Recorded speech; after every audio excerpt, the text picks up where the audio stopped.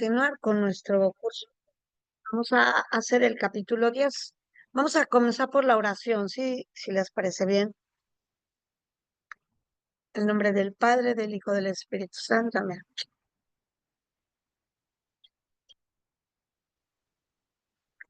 Oh Espíritu Santo, don de Dios y fuerza de lo alto, fuente de agua brotante de vida eterna, desciende y mora en nuestros corazones. Haznos verdaderos adoradores del Padre.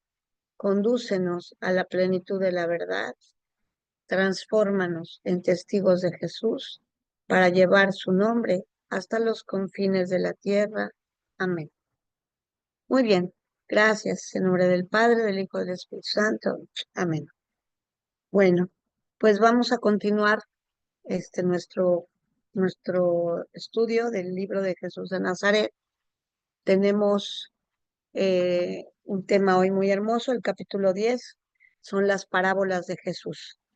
Este tema es muy importante para nosotros porque hemos identificado dentro de las parábolas una manera en la que Jesús enseñaba, una manera en la que Jesús daba doctrinas con verdades que eran difíciles de entender, ¿verdad? De una manera más sencilla. Entonces, o de una manera más comprensible para la gente que lo escuchaba. Entonces, las parábolas del evangelio son centrales dentro de nuestra fe, ¿verdad? Jesús hay un momento en el que él dice, el que tenga oídos, que oiga. ¿Por qué? Porque Jesús va, va hablando y se va dando cuenta que hablando de modo directo, mucha gente no quería, se hacía sorda, ¿verdad? No quería escuchar. Entonces él empieza a usar las parábolas. Jesús está dentro de un contexto judío y está inserto en una cultura judía, ¿verdad? Él, de hecho, esta manera de hablar de las parábolas era un género conocido, era un género muy usado en ese momento para los rabís, ¿verdad? Entonces Jesús es un maestro que está totalmente integrado a la tradición religiosa judía, y la tradición religiosa judía utilizaba las parábolas para pasarlas de una generación a otra, para pasarlas por cientos de años a través de parábolas. Pero era un género que se utilizaba nada más de un rabí a otro, de un escriba a otro, o sea, entre gente estudiosa. ¿Para qué? Para preservar, para transmitir y preservar la gran tradición religiosa judía. Entonces era algo muy normal, pero era algo que se utilizaba realmente entre la gente estudiosa, entre los rabíes, entre los maestros, entre los escribas y de un escriba a otro. Entonces, sí es de llamar la atención muy fuertemente que Jesús lo usara para el pueblo que no tenía ninguna educación y la gente más sencilla con la gente más humilde.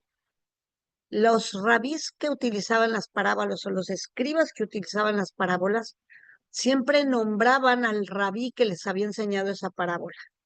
Entonces había una referencia a otro rabí o a otro escriba que había enseñado la parábola, ¿verdad? Entonces, eso le daba una característica, era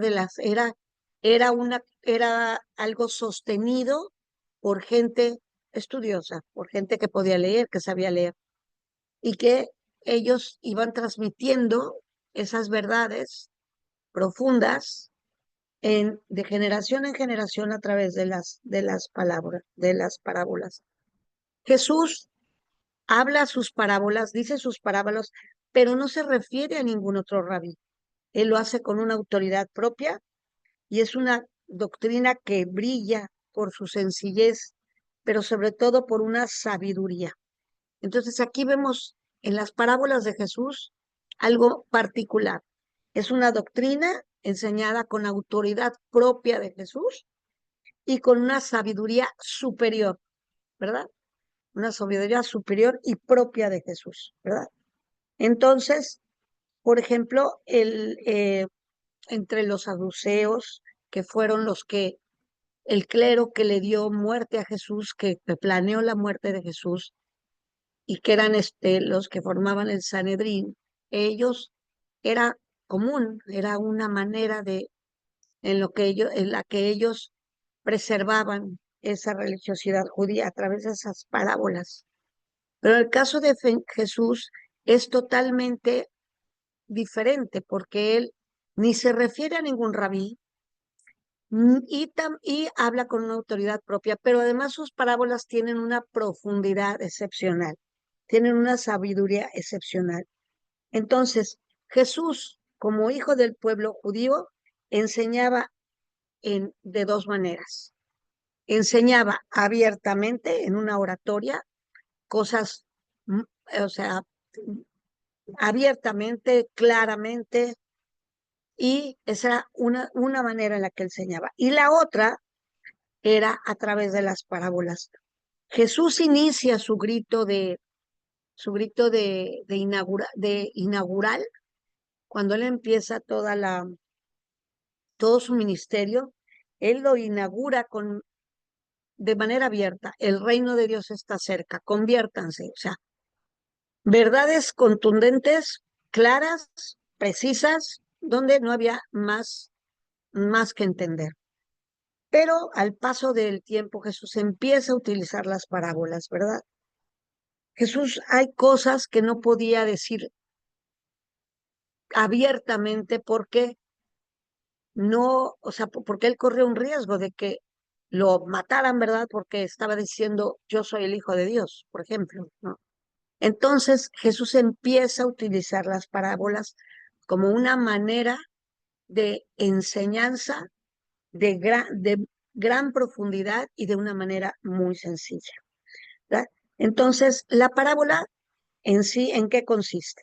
Bueno, la parábola tiene por su fantasía, es un cuento, digamos, o nosotros quizá lo podamos entender un poquito más porque hemos escuchado fábulas, ¿no? Y que el pajarito habla al otro pajarito. Bueno, eso no es no pasa, pero no es una mentira porque es un cuento, ¿no? Entonces, la parábola contiene en sí mismo una fantasía, pero tiene al mismo tiempo, tiene un realismo y tiene una serie de intuiciones que invitan al oyente a tomar una decisión, a meditar, ¿sí? Entran en su entendimiento y en su afectividad, o sea, mueve, te lleva a un sitio en el que tú estás escuchando aquello, pero te obliga a tomar una decisión, te obliga a pensar,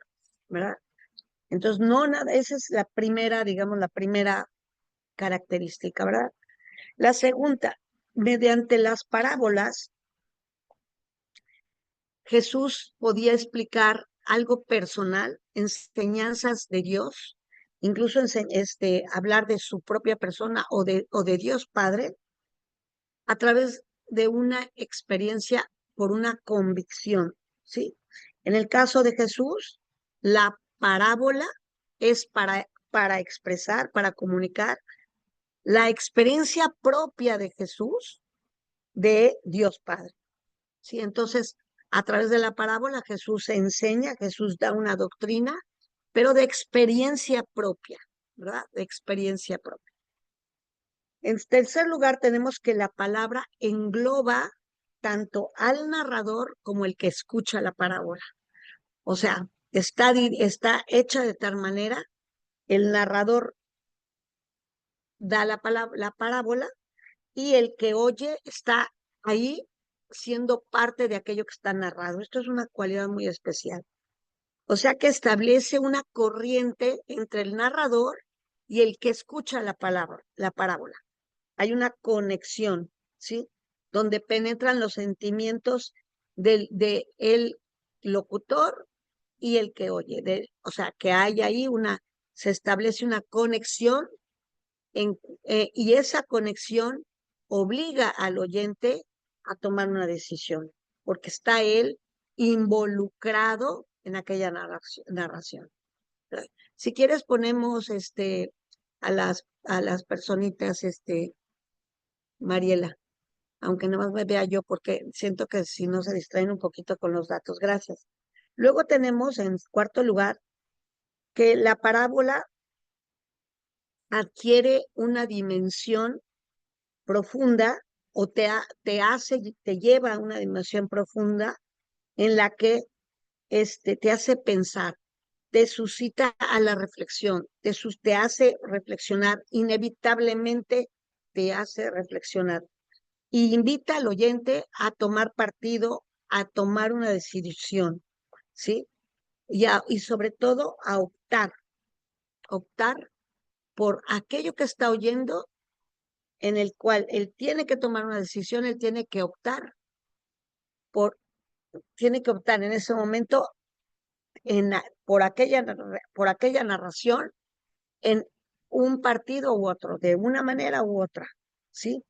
Es obligadamente. Entonces, la parábola lleva mucho más que a una enseñanza, que es mucho más profunda, porque al incluir al que la oye dentro de aquella narración, la persona que oye la palabra se siente afectado por aquello que oye. Y al sentirse afectado, trastocado, tiene forzosamente que tomar una decisión. En quinto lugar, tenemos que la parábola realiza, la parábola realiza una, una narración de estilo vivo, ¿sí? Por eso es tan actual, por eso nosotros podemos escuchar hoy las parábolas de Jesús, hoy, y son acontecimientos que nos podemos aplicar a cualquier momento de nuestra vida, ¿verdad? Y de hace 100 años y de hace 2000 años. ¿Y por qué? Porque es un estilo vivo, ¿sí? Entonces, esto crea realmente una gran facilidad de actualización por ser un estilo vivo. Entonces, por eso es tan fácil adoctrinarnos, meditar, estudiar, crecer espiritualmente, aumentar nuestro conocimiento de Dios y nuestra relación con Dios a través de la parábola.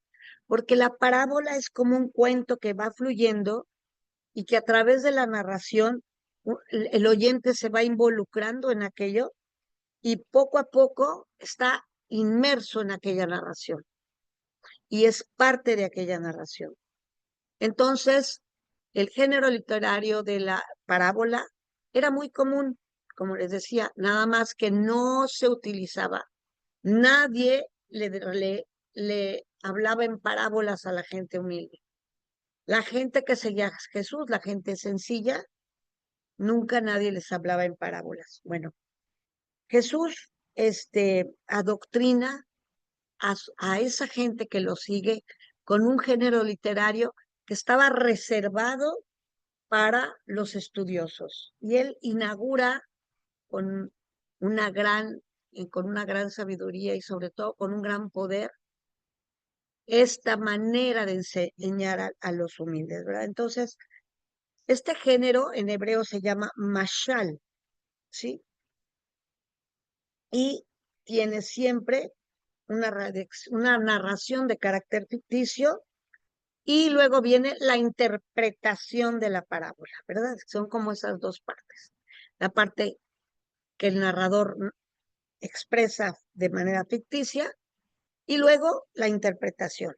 Bueno, Jesús era un experto, era una manera común en el que ella hablaba. Nosotros tenemos algunas de las parábolas escritas en los evangelios, pero deben haber habido muchísimas más parábolas de Jesús, muchísimas más, ¿verdad?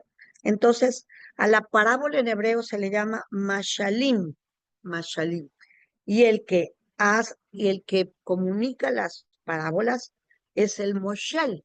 A Jesús se le conocía como el Moshel de Galilea o de Nazaret, ¿no? Ese es el nombre. Y era algo que lo distinguía. era Jesús, Moshe de Galilea, ¿verdad? ¿Por qué? Porque su manera cotidiana de enseñanza era el mashal, que es la parábola, ¿verdad? Entonces, lo que nos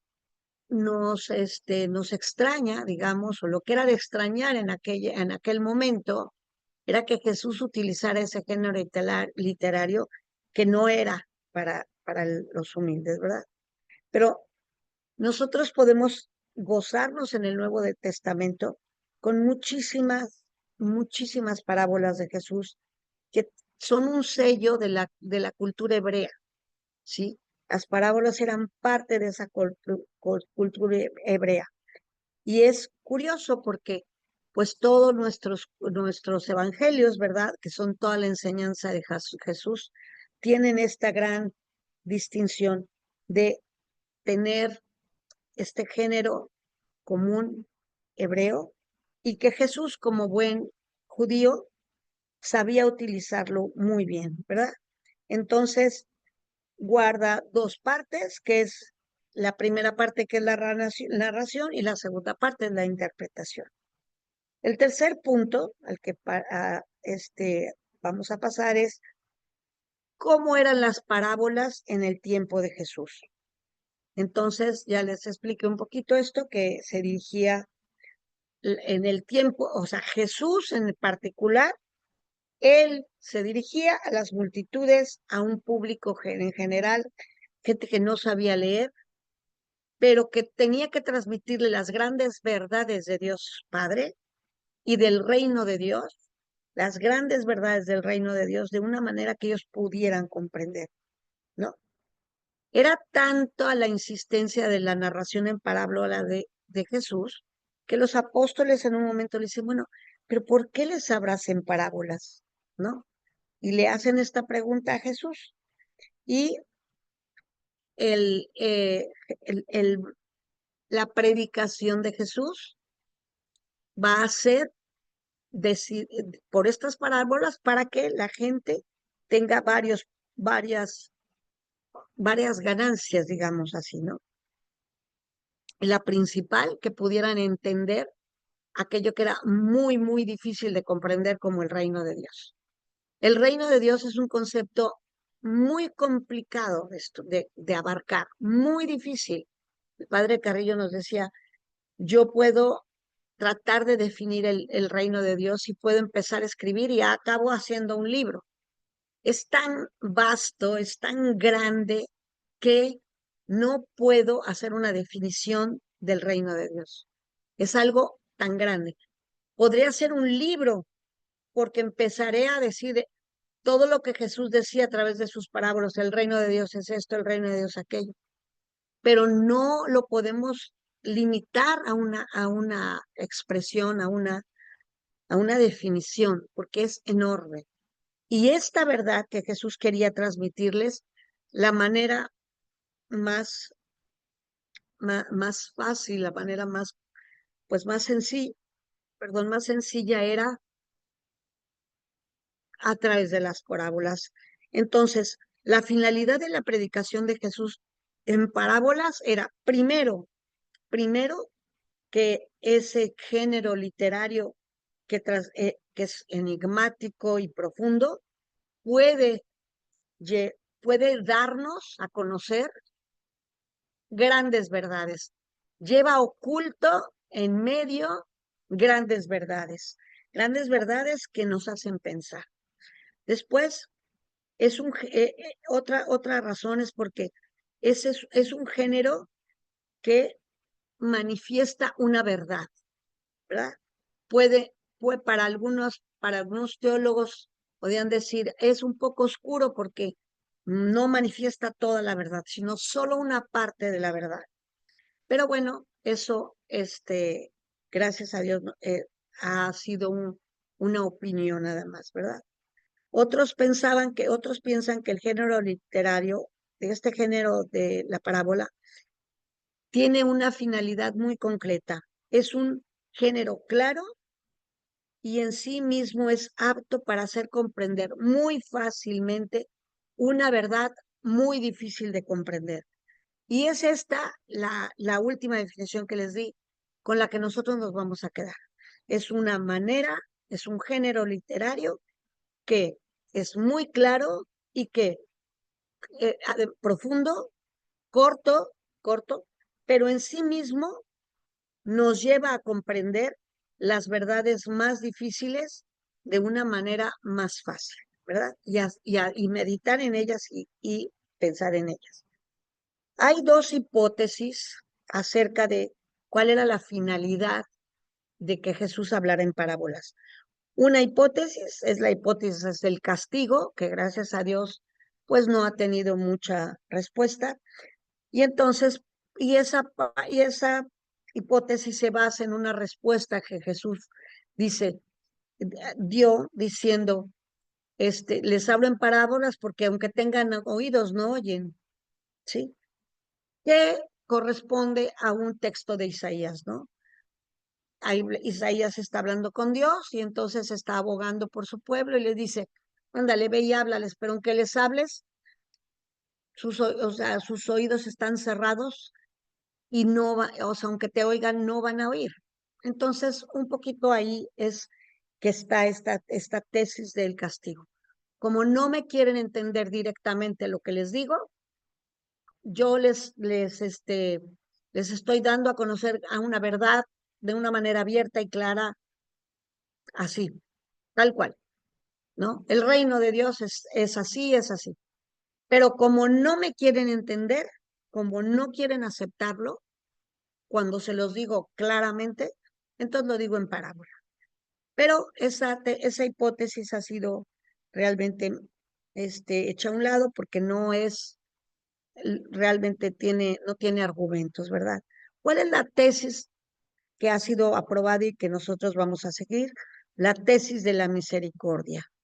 Jesús hablaba en parábolas, fundamentalmente y centralmente como un método para instruir a su pueblo, para que su pueblo pudiera comprender mucho mejor su doctrina, una doctrina trascendente, y además una doctrina que les proponía una tesis de misericordia, una tesis de amor, una tesis del reflejo del Padre. Entonces, esta tesis de la misericordia es la que nosotros seguimos como católicos, como cristianos, ¿verdad? Esta tesis nos habla de el género parabólico que le usaba Jesús, tiene una gran cualidad que es muy claro, es muy sencillo y es muy profundo. Difícilmente estas tres cualidades se pueden unir en un género literario que además se distingue por narraciones muy cortitas. Jesús quería atraer la atención de sus oyentes. Jesús quería que conocieran a Dios Padre a través de él.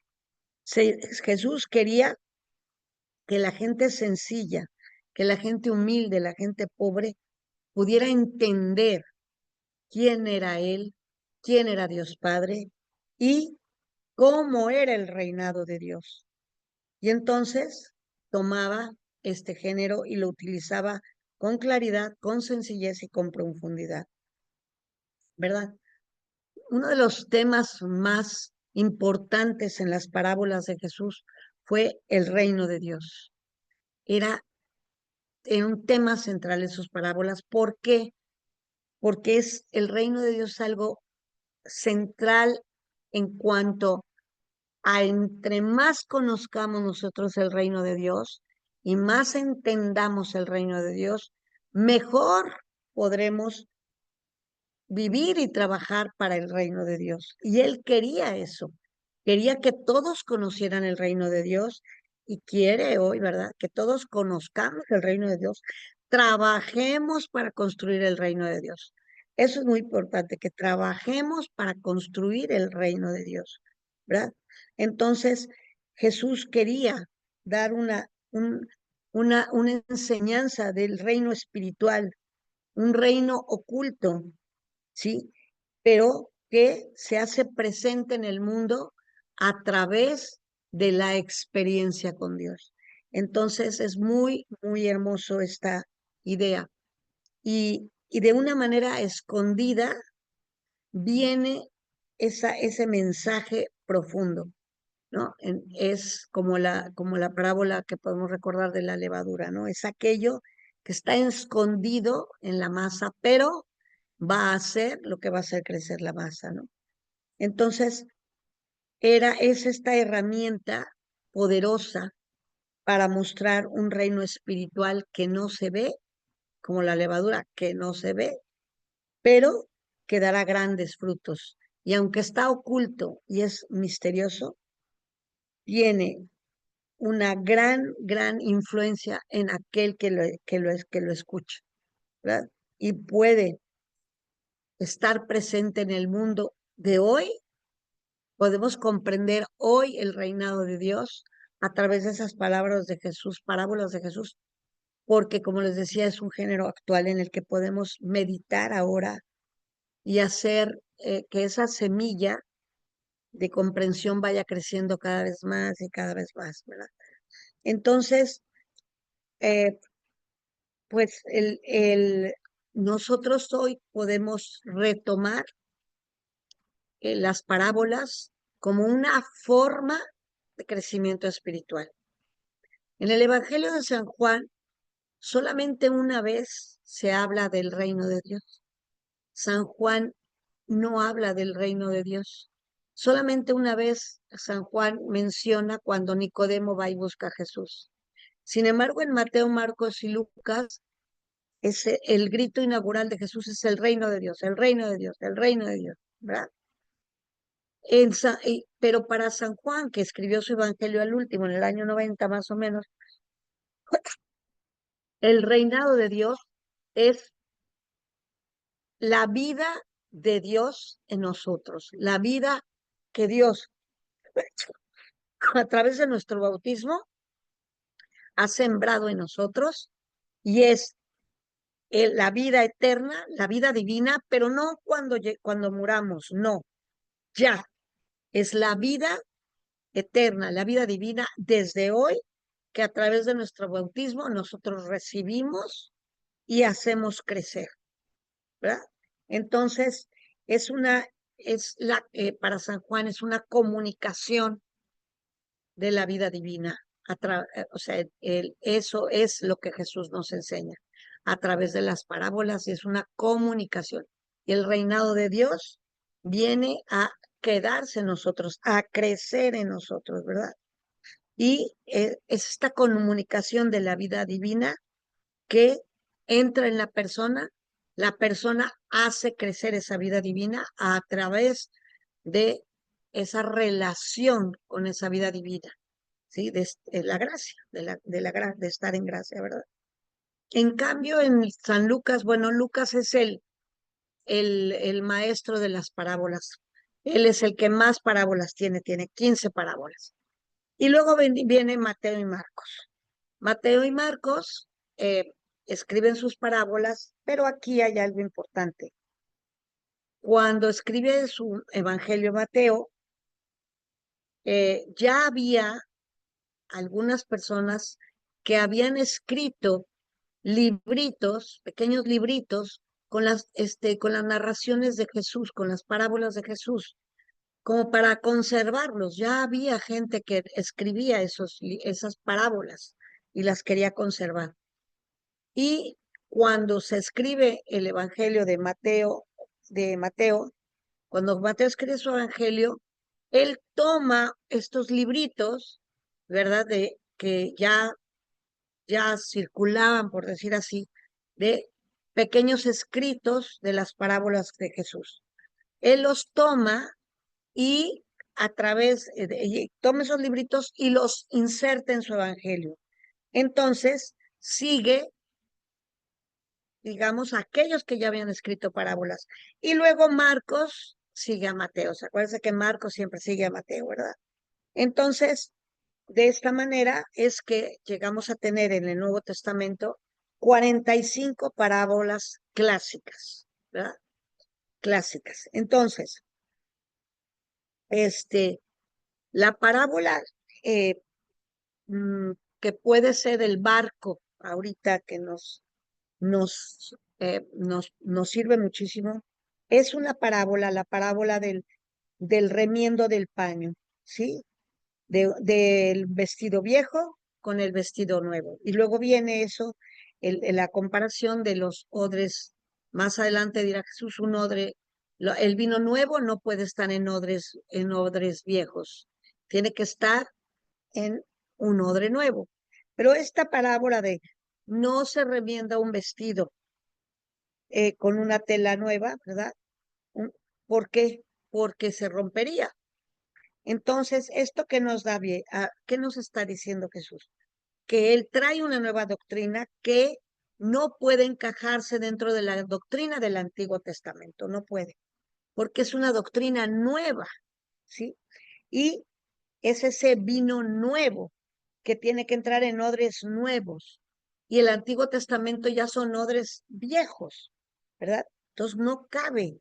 Entonces Jesús inaugura una doctrina nueva con este pensamiento, con esta manera nueva de formar a la gente, de instruir al pueblo, ¿verdad? Y entonces esta parábola de de Marcos 2:21 y de Mateo 25:31, que hablan de precisamente de esto, del vestido viejo no se remenda con una tela nueva, ¿no? Este es esta parábola que nos enseña, hay una distinción antes de Jesús y después de Jesús. Ahora se inaugura una nueva manera de enseñanza, una nueva doctrina, necesita un nuevo vino, necesita un odre nuevo. Una nueva doctrina necesita una nueva enseñanza, ¿verdad? Entonces, nosotros tenemos este regalo, ¿verdad? De haber recibido hasta en el Nuevo Testamento se hayan conservado estas palabras de Jesús, ¿verdad? Son fundamentales de nuestro Nuevo Testamento. Bueno, las parábolas se han dividido por cuatro grupos, ¿no?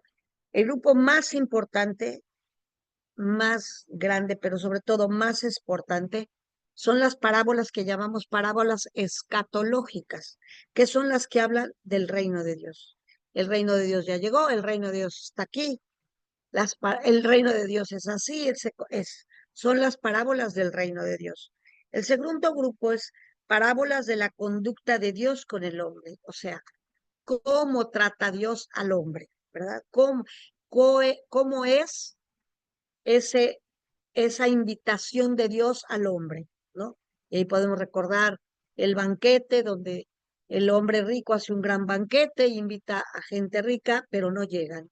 Y entonces manda a sus sirvientes que vayan a los caminos y traigan a todos los gentiles para llenar el banquete. ¿Cuál es el banquete? Pues la Eucaristía, ¿verdad?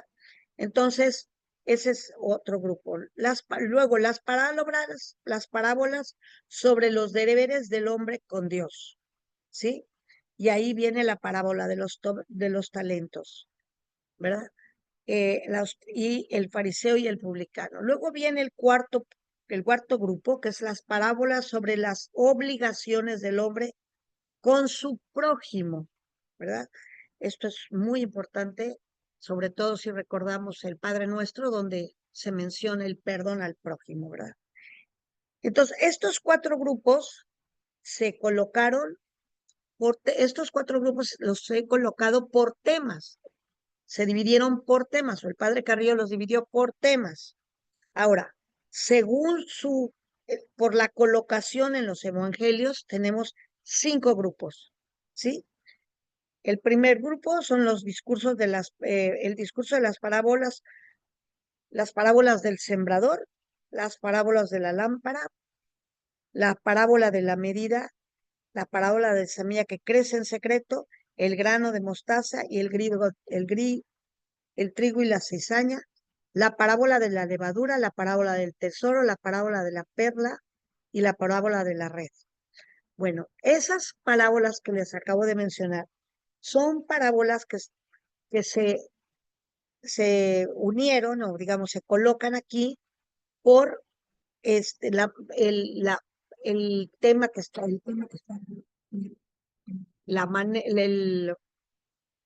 sobre la manera en la que están colocadas, ¿sí? Entonces, es la parábola del sembrador y todas estas parábolas que les narré, hablan sobre el reino de Dios, ¿sí? Y estas están colocadas en ese orden. Luego vienen las parábolas de la triple tradición. Quiere decir que tres evangelistas la tienen, Mateo, Marcos y Lucas. Son 5 parábolas. No las voy a nombrar para que nos dé tiempo, al fin que eso va a quedar. Luego vienen parábolas de la doble tradición. ¿Sí? Esas parábolas de la doble tradición están en Mateo y Lucas. Y luego vienen parábolas que solo tiene Mateo, ¿verdad? Y esas son nada más 6 parábolas, ¿verdad? Luego vienen las parábolas de Lucas. Son bastantes, son 15. Y entonces tenemos las parábolas que están en la triple tradición. Dentro de la triple tradición hay 2 grupos, el primero que les di y el segundo que les di. Luego ya vienen las parábolas de la doble tradición, y luego las que cada evangelista tiene individualmente. ¿Ok? No las voy a leer porque quiero dedicarle un poquito a las parábolas del reino de Dios que son centrales. Bueno, como tenemos la parábola del reino de Dios que está en Mateo 13:19, esta parábola es la parábola del sembrador. La hemos utilizado mucho, la hemos escuchado muchas veces. Es una palabra muy profunda. Es una palabra que podemos nosotros entender que ese momento en el que el sembrador arroja la semilla es el momento en el que entra en el alma de esa persona la palabra de Dios. Podemos distinguirla como nuestro bautismo, ¿verdad? Y ese bautismo entra en nosotros y comienza a dar fruto, ¿sí? Y ahí ya vienen las distintas maneras las distintas cantidades de los frutos, ¿no?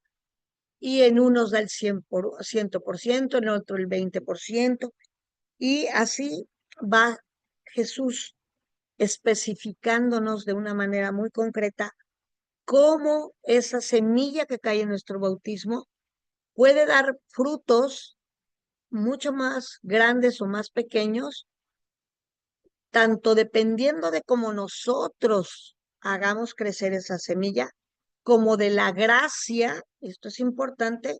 Yo quiero ser santo, yo quiero ser como Conchita Armida. Bueno, no yo puedo hacer todo el esfuerzo, pero si Dios no me da esa gracia, entonces son las dos cosas. Es ¿cuál es la gracia que estás recibiendo? Claro, trabájala al 100%. ¿Por qué? Porque hay un plan divino al recibir esa gracia en ti, ¿verdad? Entonces, esta parábola, que es todas las parábolas del reino de Dios, se distinguen por su misericordia, ¿verdad? Su amor, el amor de Dios que está plasmado a través de ese reino que nos está comunicando. Entonces, esta parábola del sembrador es una parábola central dentro de las parábolas escatológicas, ¿sí? Viene una parábola importante que es: el reino es como un campo donde hay trigo y cizaña. Es una parábola que nos hace reflexionar que aunque el pecado está dentro, está en el mundo, ¿verdad? Y aunque es parte, se nos hace inconcebible que el pecado sea parte de nuestra vida, ¿verdad? Que sea, ¿por qué? Pues porque estamos dentro del reino de Dios, somos bautizados. Sí, pero el pecado está ahí.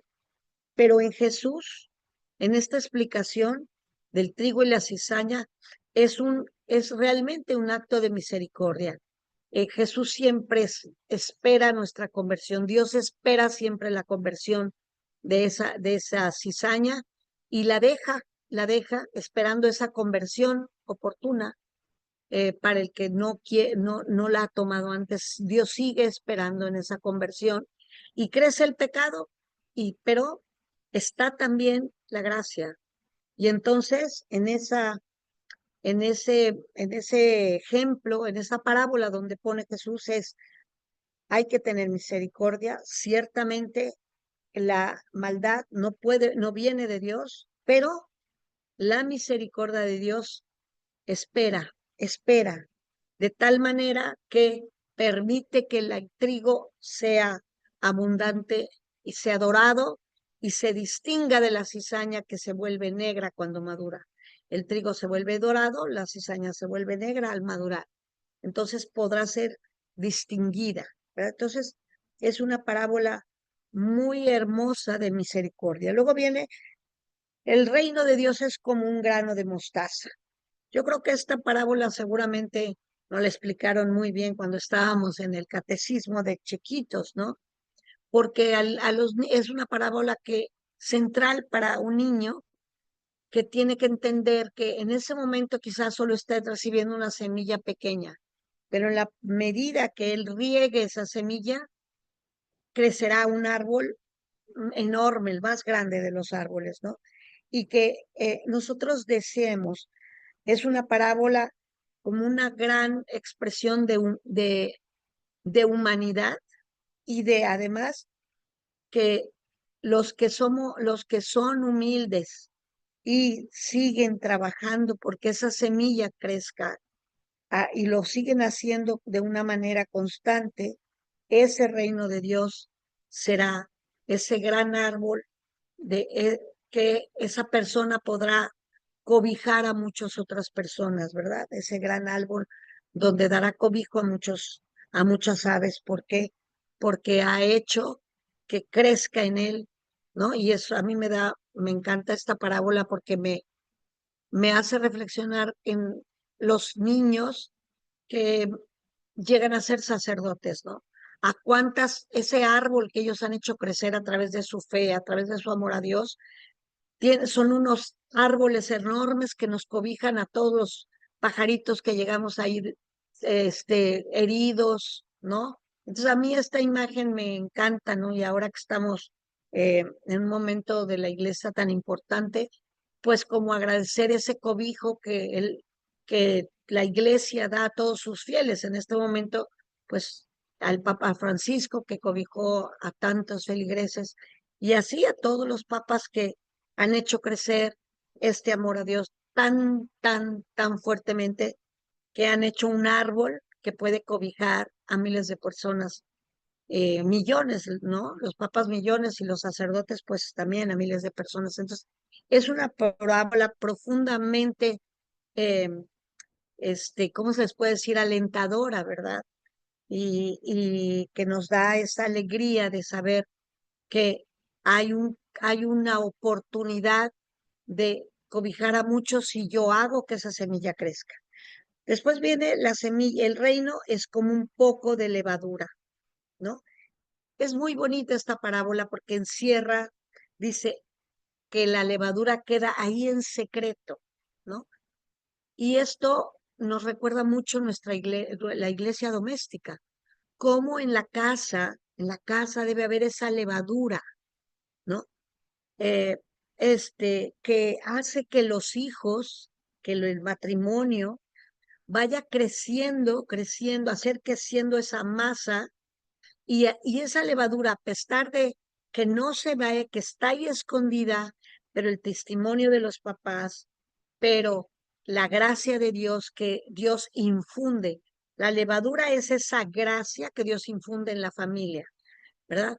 Y la familia va haciendo que esa masa sea cada vez más grande a través de su ejemplo, a través de su enseñanza. Entonces, esta parábola es una parábola en la que nos da la convicción de que Dios está trabajando. Dios está trabajando y un momento está trabajando en mi salvación, está trabajando en mi alma. Yo estoy siendo dócil al trabajo que Dios está haciendo conmigo. Estoy permitiendo que la levadura que Dios está metiendo crezca. Estoy siendo dócil a esa levadura. Estoy permitiendo que crezca.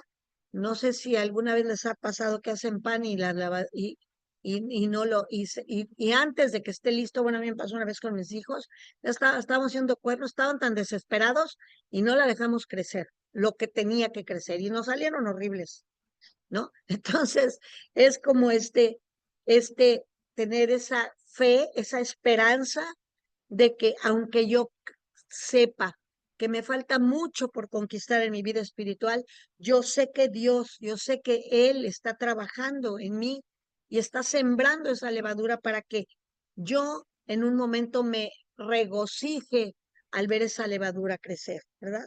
Al ver esa masa de pan enorme, ¿no? Que va a alimentar a muchos y que y que mi palabra, mi ejemplo, mi perseverancia y mi paciencia en mi propia persona y mi paciencia en el trabajo que Dios está haciendo en mi persona, va a hacer crecer esa masa que va a alimentar a muchos otros, a mis hijos, pero a mis amigos, pero a mi familia indirecta, a mi familia directa, que yo sea dócil a esa levadura para que pueda ser esa masa que mi palabra, mi enseñanza y mi testimonio de alimento espiritual a muchos seres humanos, ¿verdad?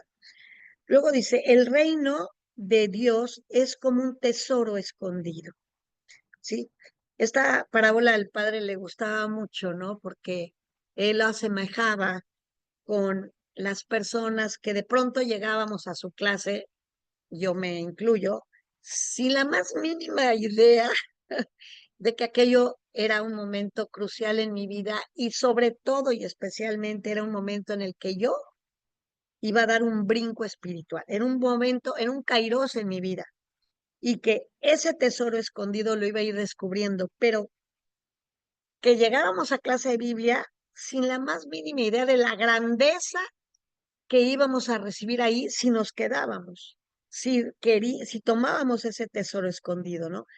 Entonces, esa parábola, el reino de Dios es semejante a un tesoro escondido en el campo, que al encontrarlo un hombre, vuelve a esconderlo y con mucha alegría, con toda la alegría que le da, va, vende todo lo que tiene y compra aquel campo. Entonces, esta parábola es grandiosa para los que empezamos a estudiar Biblia. Entonces, yo les invito a que mediten en esta parábola porque de verdad les digo que por eso era tan amada por el padre Carrillo, porque de verdad que cuando ustedes empiezan a estudiar Biblia, empiezan a ver tesoros en su vida y ven y dejan atrás muchas otras cosas, venden otras cosas. Yo empecé a dejar atrás los desayunos de la escuela porque era la hora de la clase, empecé a dejar muchas cosas a un lado, empecé a vender muchas cosas, por decirlo así. ¿Para qué? Para poder obtener el tesoro escondido, le empecé a quitar tiempo y tiempo y dedicación a cosas vanas y empecé a dedicárselo a aquello donde yo sabía que había un tesoro, porque desde la primera clase que yo oí con el padre, yo me sentí viva, ¿verdad? Me sentí que allí había vida, ¿no? Entonces, esta parábola, medítenla y hagan la suya. El reino de Dios es como una perla preciosa, pues es muy similar, no me detengo porque ya tenemos poco tiempo. El reino de Dios es una semilla que crece en secreto. ¿Cuántas cosas nosotros en nuestra vida espiritual hemos entendido en secreto en relación con Dios y nos ha dado un gran crecimiento espiritual? Bueno, continúo. El reino y la magnanimidad del que no, perdón, el reino y la magnanimidad del que perdona. Esta parábola creo que es muy común también y bueno, pues es una parábola central en el perdón.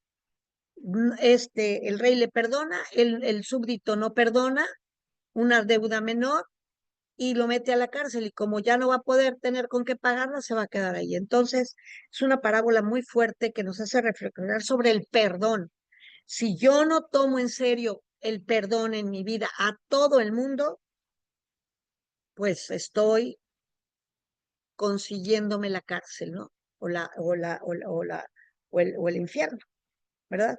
Entonces, así como se recompadece el reino, nos debemos de compadecer nosotros. el rey, perdón, así como se compadeció el rey, nos debemos de compadecer nosotros. La siguiente es el reino y el contratista generoso. Esta parábola yo creo que a muchos nos ha causado como, ¿cómo es posible que les pagara lo mismo a los que llegaron a las 5 de la tarde, 4 de la tarde, 3 de la tarde, que a los que entraron a las 8 de la mañana? ¿No? Pero cuando uno entiende esta parábola, te das cuenta que es una parábola en la que el premio final es la vida eterna con Dios. Y así se conviertan a los 40, a los 50, a los 3 años, el premio final va a ser igual. Entonces, cuando le entendemos desde la eternidad, totalmente escatológico, pues va a ser una parábola que nos llena de júbilo, ¿verdad? Porque pues yo no me considero de los de las 8 de la mañana, ¿verdad? Entonces, qué bueno que nos da esta misericordia, porque quizás soy de las 5 de la tarde, ¿no? Bueno, sigo. El reino y los pecados y los pecadores que se arrepienten. Esta parábola es es la parábola de los publicanos y la prostituta, ¿verdad? Entonces volvemos al tema de la misericordia, ¿verdad?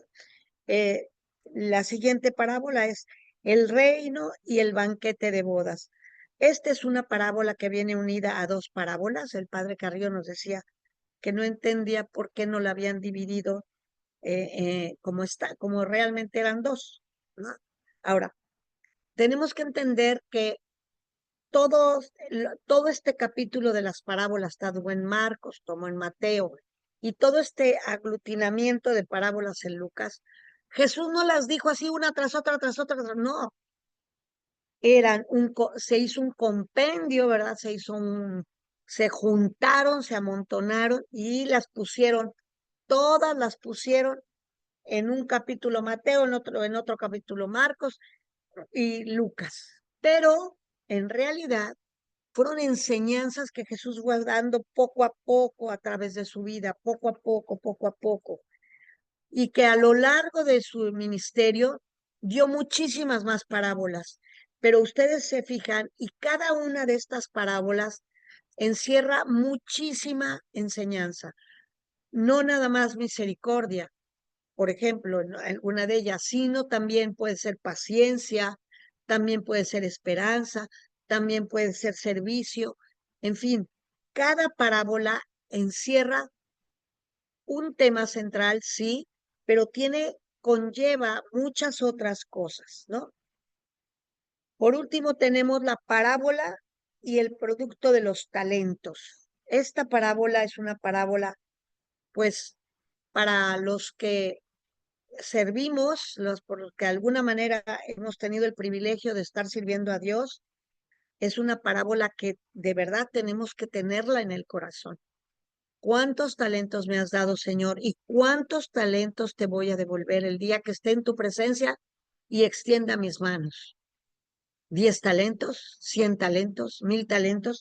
Esta parábola es para todo servidor, para aunque es para todo cristiano, claro, pero para los que servimos a Dios, más todavía, los que tenemos algún ministerio, más todavía, porque Él nos da la fuerza para ese ministerio. Él hace esta clase, o sea, yo no sé nada, Él me ayuda, Él es el que lleva esta clase, Él es el que los trae a ustedes, es su obra, ¿sí? Pero qué tanto yo le dedico tiempo al estudio, qué tanto me esfuerzo, esa es mi parte. Entonces es una parábola que de verdad profundicen en ella y ámenla y de verdad órenla para que si hemos sido a veces el que entierra el talento, que nos convirtamos en el que le dice, siervo bueno, entra al gozo, ¿no? Esas palabras para mí son, híjole, no me vaya a decir siervo, malo, que no hiciste lo que yo te pedí. Entonces, el juicio es muy delicado, entonces nosotros tenemos que hacer examen de conciencia. ¿Cuántos talentos le voy a devolver a Jesús hoy con los dones que Él me dio hoy? ¿Sí? Hoy multipliqué los talentos porque Él ya me dio el talento, ya me dio la gracia, ya me dio todo. yo que estoy haciendo el 100% para multiplicar sus talentos. ¿Para qué? Para la construcción del reino de Dios. En realidad eso es lo más grande, la construcción del reino de Dios, ¿verdad? Entonces, pues es un capítulo que yo les invito, les transmito las palabras del padre Carrillo, decía, es una obligación, un gusto que ustedes tomen cada una de las parábolas, que ya tienen aquí las citas, y las vayan meditando una parábola por día, una parábola por semana, una parábola cada, pero ¿por qué? Porque en la medida que nosotros, es como tomar una clase con el propio Jesús cara a cara, es la enseñanza de Jesús cara a cara, es inmenso lo que son las parábolas.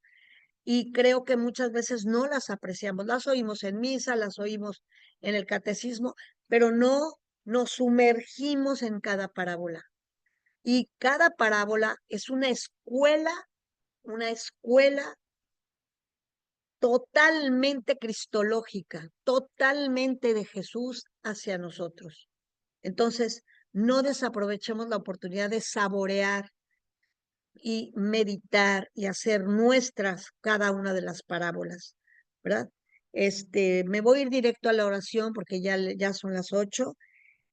Ustedes tendrán ahí la actualización en los archivos de la clase y la podrán ustedes leer porque no quiero robarle ni un minuto más al tiempo de Frisirín, ¿verdad? Bueno, vamos a hacer la oración en el nombre del Padre, del Hijo, del Espíritu Santo. Amén. Abre tus labios y haznos escuchar perdón. Jesús Maestro, abre tus labios y haznos escuchar tus palabras. Ilumina nuestra mente para poder contemplarlas. Siembra en nosotros la semilla de la palabra, de tu palabra, y haz que produzca frutos al 100 por 1. Implanta tu reino en nuestro corazón, como diminuto grano de mostaza o como trigo, que crezca continua y secretamente en nosotros. Sí, danos el tesoro escondido y la perla preciosa de tu reino. Vístenos el vestido adecuado para la gran fiesta e invítanos a participar de tu banquete regio. Haz fructificar los talentos que nos has dado y al final de nuestra vida, colócanos a la diestra en la felicidad eterna de tu reino. Amén. Bueno, pues muchas gracias. Les agradezco mucho que me hayan